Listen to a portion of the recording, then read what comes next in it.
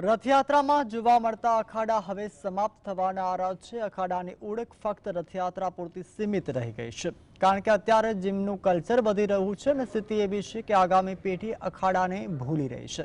જીએસટીવીની ટીમે અખાડાના અને જીમ બંનેના કસરત કરતા લોકો સાથે પણ વાત કરી તેમનો પણ અભિપ્રાય જાણવાનો પ્રયાસ કર્યો છે। અમદાવાદમાં આયોજિત ભગવાન જગન્નાથની યાત્રામાં અખાડાઓ અને તેમના પહેલવાનોના કરતબ મુખ્ય આકર્ષણ બની રહે છે, પરંતુ સમય બદલાતા આ અખાડાઓની ઓળખ માત્ર રથયાત્રા પૂરતી સીમિત થઈ રહી છે અને તેમનું વર્ચસ્વ ધીમે ધીમે ઘટી રહ્યું છે। વર્ષો પહેલા અમદાવાદમાં 30થી પણ વધુ અખાડા કાર્યરત હતા, પરંતુ અત્યારે માટી સાથે જોડાયેલા અખાડા જોવા મળતા નથી, કારણ કે જીમનું કલ્ચર વધી રહ્યું છે। તેના કારણે આવનારી પેઢી અખાડાઓને ભૂલી રહી છે।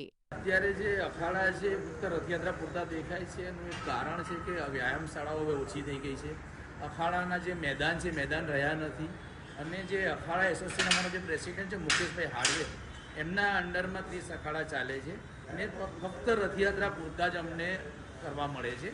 અને એક રથયાત્રા જેવું એક માધ્યમ છે કે એક દિવસ પૂરતું અમને અમારા કર્તવ્ય બતાવવા મળે છે, જેનો અભાવ એક જ છે કે અત્યારે જે મેદાન રહ્યા નથી અને સરકાર તરફથી એવી કોઈ આપણાને સહાય નથી મળતી કે અખાડા ફરીથી ધમધમતા થાય। અખાડા અને જીમમાં તો અત્યારે બહુ યુથમાં બી અત્યારે ફેર પડી ગયો છે। અત્યારે લોકો જીમમાં જવા માગે છે, અખાડામાં જવા માંગતા નથી, કારણ કે જીમમાં તે લોકો જલ્દી બોડી બનાવી અને વધારે દેખાડો કરવા માગે છે, પણ જીમમાં છે ખાલી બહારી બોડી બને છે અને અખાડામાં અંદરની તાકાત વધે છે અને બહારી બોડી પણ દેખાય છે। આ પરિવર્તનનું મુખ્ય કારણ આધુનિક જીમ કલ્ચરનો વધતો પ્રભાવ છે। પરંપરાગત અખાડાઓના મેદાનો હવે દુર્લભ બની રહ્યા છે અને જે હતા તેને મોટા જીમમાં ફેરવવામાં આવી રહ્યા છે। જો કે જીમ અને અખાડા વચ્ચેનો ફરક સમજવા જેવો છે।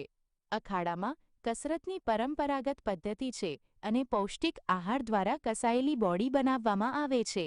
આ પ્રક્રિયા ધીમી છે અને તેમાં 2 વર્ષ જેટલો સમય લાગી શકે છે, જ્યારે જીમમાં સપ્લિમેન્ટરી ફૂડ એટલે પ્રોટીન પાવડર અને આધુનિક મશીનોનો ઉપયોગ કરીને બાહ્ય દેખાવવાળી બોડી બનાવવામાં આવે છે। આમાં માત્ર 6 મહિનામાં જ સારું પરિણામ મળી શકે છે।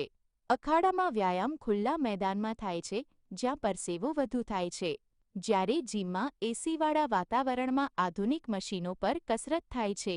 અમદાવાદમાં વધતી ગરમીને કારણે એસી જીમને વધુ પસંદ કરવામાં આવે છે। અખાડાની ફી માત્ર 150 રૂપિયા હોય છે, જ્યારે જીમની વાર્ષિક ફી 18,000 રૂપિયા જેટલી ઊંચી હોય છે। मैं तो जिम को ही मानता हूँ कि जिम में ही जाने के साथ, क्योंकि अखाड़ा पहला चलता था, अब नहीं चलता। अभी तुम जाओ अखाड़े में, तुमको कोई पब्लिक नहीं मिलेगी, जिम में क्राउड मिलेगा। सब पहले मिट्टी से खेलते थे अखाड़े में, अब एसी वाले डोम आ गए, एसी वाले जिम आ गए। वो इसके कैसे लिए देख रहे हो? यहाँ गर्मी भी ज़्यादा पड़ती है अहमदाबाद में, एसी चाहिए, एसी बगैर नहीं कर सकता आदमी, क्योंकि बहुत ज़्यादा पसीना और गर्मी का तापमान ज़्यादा होता है यहाँ पे। इसके लिए जिम ही बेहतर है मेरे लिए। અને અખાડાની અંદર ઇક્વિપમેન્ટ વાઇઝ જોવા જઈએ તો બહુ ઘણો તફાવત છે નહીં। જે વર્લ્ડના ટોપ ક્લાસ જે ઇક્વિપમેન્ટ મશીન્સ છે એ આજની તારીખમાં તમને અખાડામાં પણ જોવા મળશે। આજના અખાડાઓ મોડર્ન થઈ ગયા છે, એમાં એસીની ફેસિલિટી પણ હોય છે અને ઘણા બધા એથ્લીટ્સ ત્યાં તૈયાર થતા હોય છે। અને સૌથી બેસ્ટ પાર્ટ એ છે, હું જે અખાડામાં એક્સરસાઇઝ કરું છું એવા આજે અમદાવાદમાં 40થી ઉપર અખાડા છે અને એની ફીસ તમે જોવા જાઓ તો 160 રૂપીસ પર year, that is very nominal.